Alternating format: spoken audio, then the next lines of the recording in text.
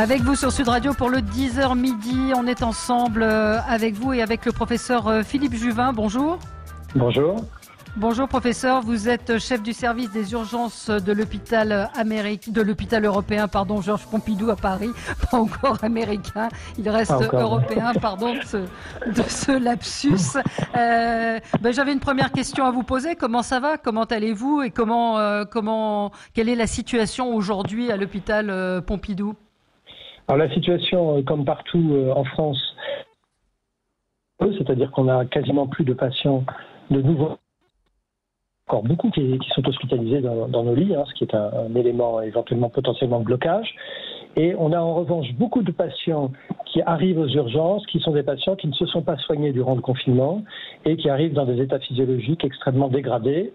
Et donc s'il y a un message à faire passer à la population, c'est que malgré le fait que nous soyons encore en phase d'épidémie, il faut absolument se faire soigner pour les autres pathologies dont vous souffrez.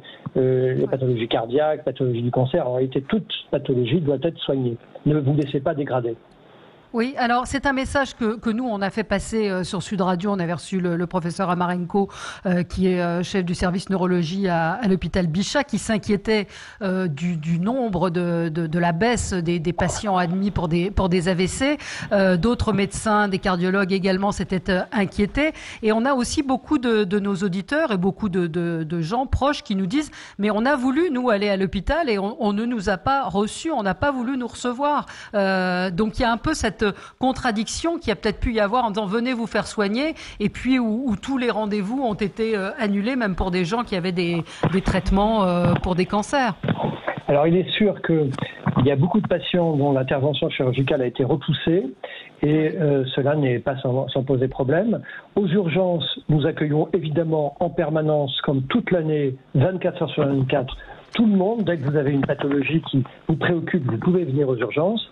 Mais c'est vrai, la question de l'annulation des blocs opératoires va poser problème et les hôpitaux sont en train d'essayer de rapidement reprendre en charge ceux qui le nécessitent le plus rapidement possible. Mais il y a, si vous voulez, un effet, une mortalité, une morbidité qui va être liée à l'épidémie et qui va toucher des patients qui n'ont pas le Covid, ça c'est certain.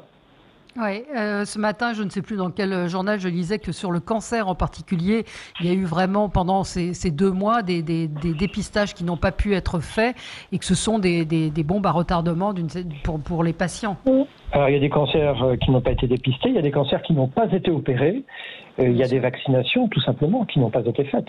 Donc le confinement, si vous voulez, c'était indispensable parce que nous étions à poil devant l'épidémie. Il fallait absolument casser les chaînes de contamination puisqu'on n'avait pas de masque, par exemple, et on n'avait pas de test. Donc il a fallu évidemment se confiner, mais c'était un pis-aller. Et ça a des effets économiques, ça a aussi des effets sur la santé. Mais on ne pouvait pas faire autrement.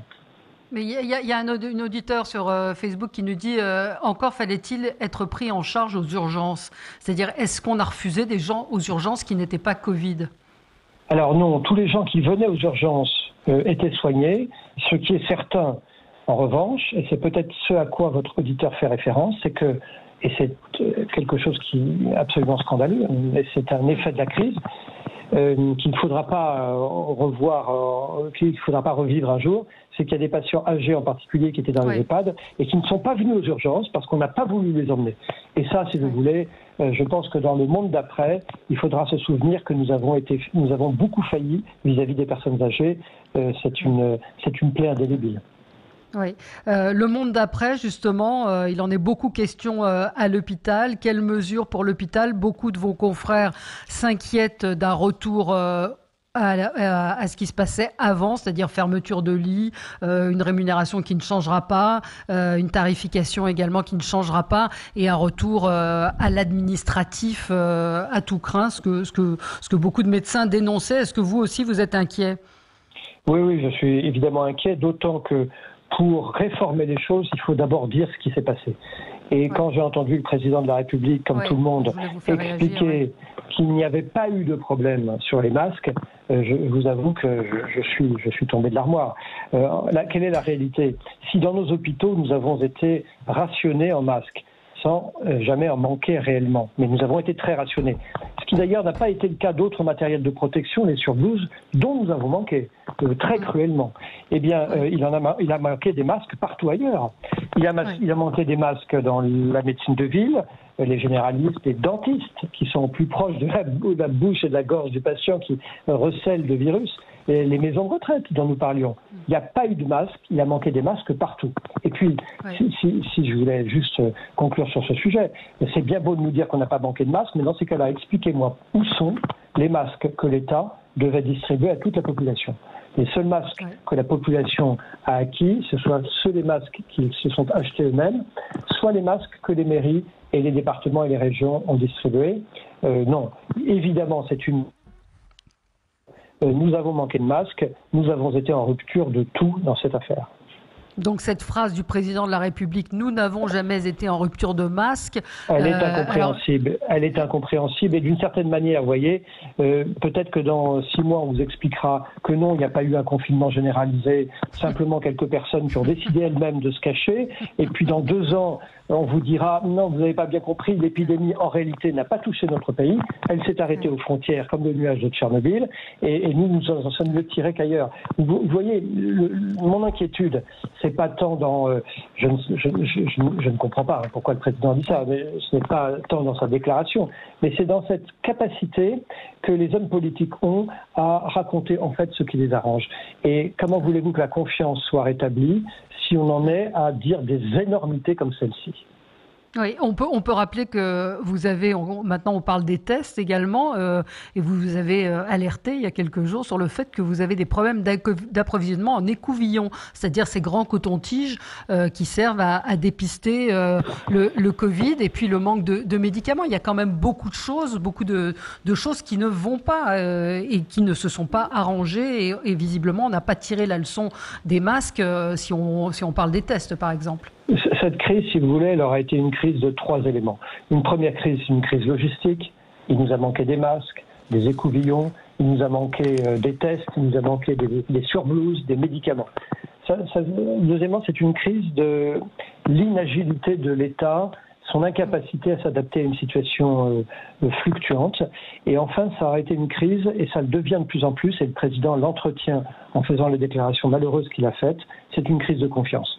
Comment voulez-vous que l'on croit que l'on va améliorer les choses dans le monde d'après si on est déjà en train de vous expliquer qu'on a rêvé et qu'il n'y a pas eu de problème, par exemple, de masque ? La confiance est fondamentale.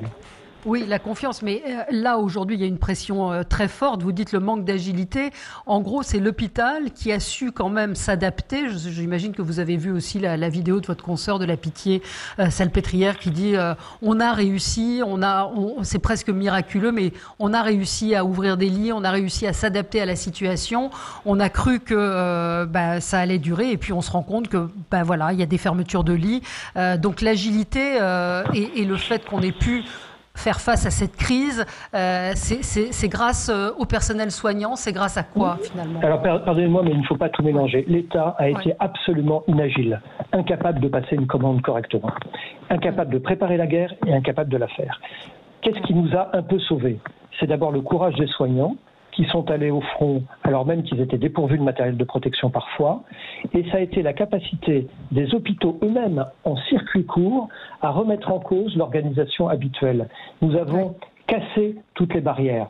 Et c'est ça la leçon, c'est la vertu des circuits courts. Maintenant, il ne faut pas non plus crier victoire, parce que, pardon, c'est vrai, on a repoussé les murs et on a fait beaucoup dans chacun de nos hôpitaux contre, en réalité, les organisations habituelles, mais ce n'est pas pour ça que nous avons soigné tout le monde.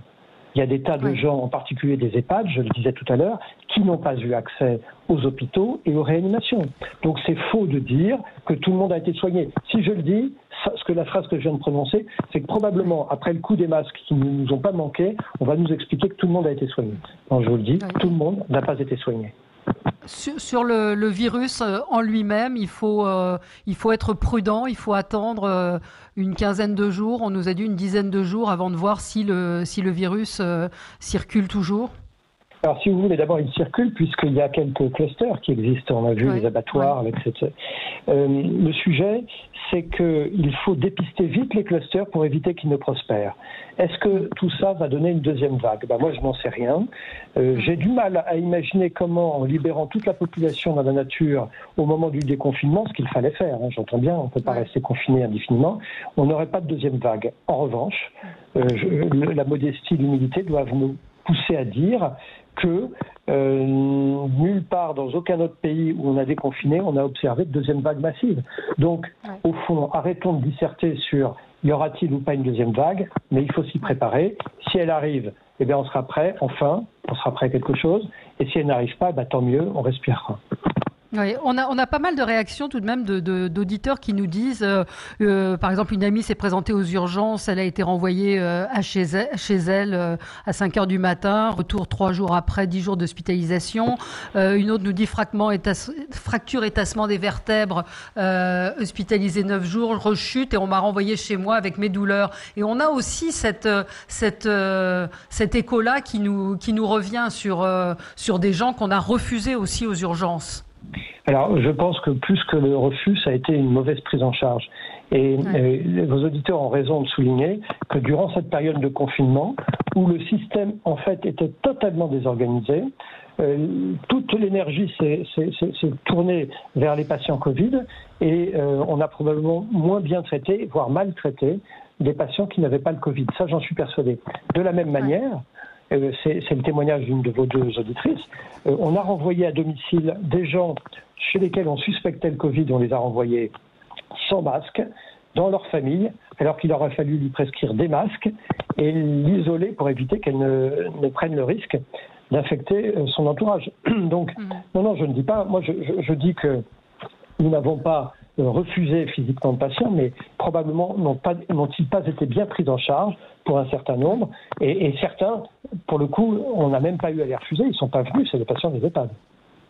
Une réaction sur les propos de Donald Trump hier, qui dit qu'il prend de l'hydroxychloroquine. Je n'avais pas entendu ça, mais si ça vous l'avez pas entendu? Non, c'est le grand. Non, j'avoue que le grand débat. Si ça peut lui faire plaisir, qu'il continue à prendre son hydrochloroquine, ça donne toutefois quelques torsades de pointe, c'est-à-dire des troubles du rythme cardiaque. Écoutez, je n'ai pas de commentaire à faire. Le président Trump est un grand garçon, il prend ce qu'il veut. Oui.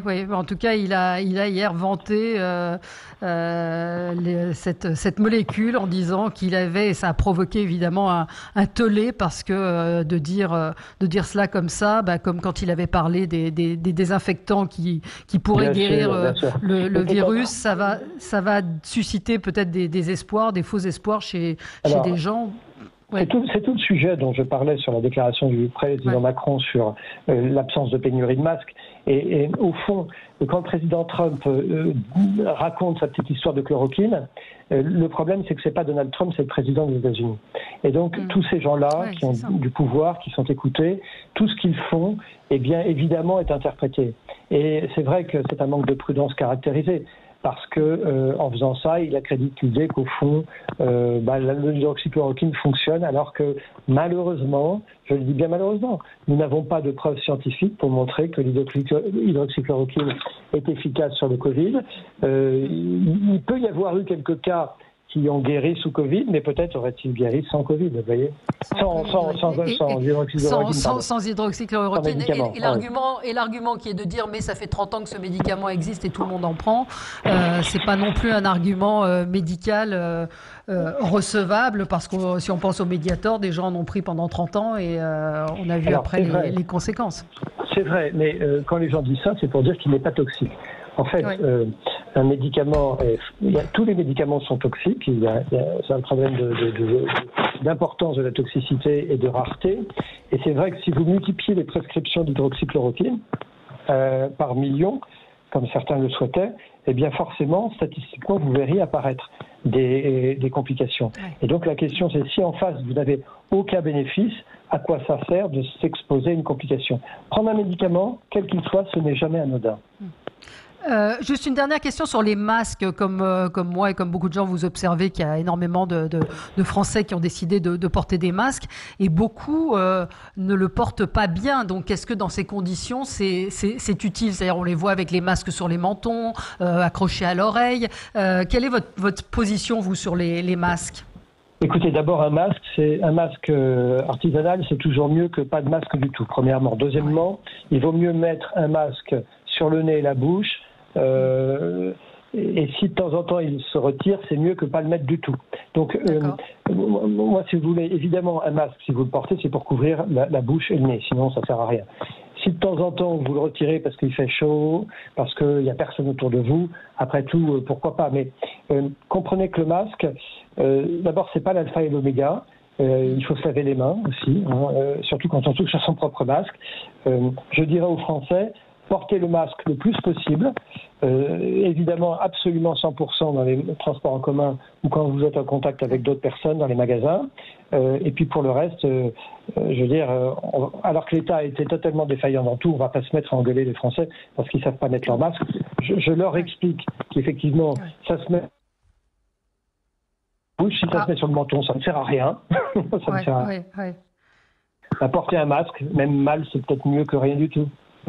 Très bien. Merci beaucoup, professeur Juvin, d'avoir été avec nous. Je rappelle que vous êtes chef du service des urgences de l'hôpital Pompidou. Et voilà, moi, à titre personnel, je voulais vous remercier pour tout ce que vous avez fait pour les patients avec vos équipes, évidemment, de l'hôpital Pompidou, tous les soignants. Puis pour vos propos qui étaient toujours sans langue de bois, on doit bien le dire. Merci à vous. Merci infiniment. À bientôt, madame. On se retrouve dans un tout petit instant avec Philippe Moati pour parler de nos habitudes de consommation. Qu'est-ce qui a changé et qu'est-ce qui va changer avec la crise du Covid? À tout de suite.